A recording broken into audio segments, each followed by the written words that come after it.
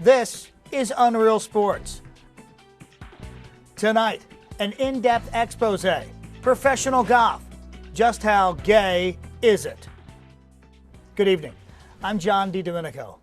Long considered the least manly of professional sports, no professional golfer has ever openly admitted to being gay. There's no question statistically that yes, there are some gay guys on tour, and based on some of the outfits, it's proven. Some of the more colorful characters were rumored to have been light in the loafers. Joining us today is Maurice Tickledick, journeyman player from the 1950s. He, at that time, was known as the Liberace of the fairways. Maurice, thank you for joining us. What was it like being closeted back then? Hard.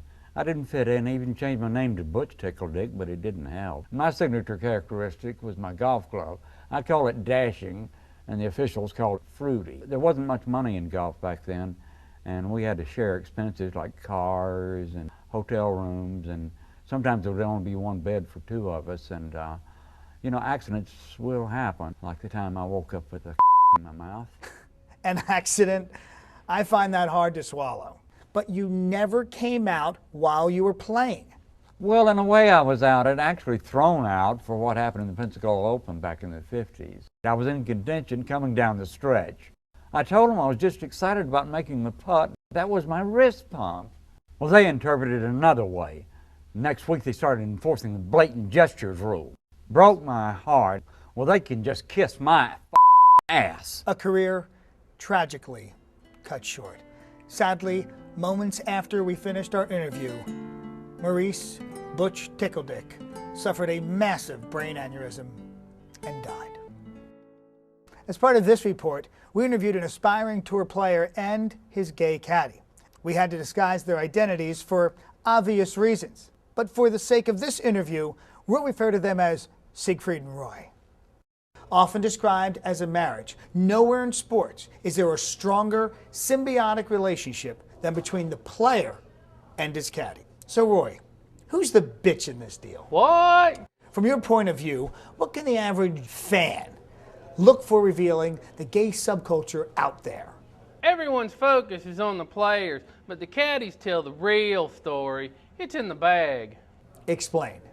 Well, if anyone other than caddies took a look inside those big tour bags, that's the real closet. Life on the road takes its toll, so like the Boy Scouts, you have to be prepared for rain delays and things like that. Do you drop any signals during the tournament? Just look inside the porta-fans, or what we call the mini rest stops. How hard would it be for a player on tour to actually come out of the closet? Who could deal with the pressure? Hit it straight. It's a straight putt. Keep your back straight. No one says keep your left arm queer.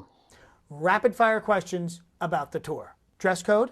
Are you serious? It should be a series on Bravo called Project Fairway. Endorsements? Sweetie, the swoosh should be changed to the swish. What is your dream? Being the first to break the sexual orientation barrier and play in the Masters. I guess I'm just a cockeyed optimist.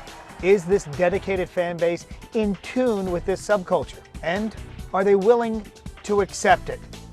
We put it to the test. Okay, gay guys, wave to the camera as you go by.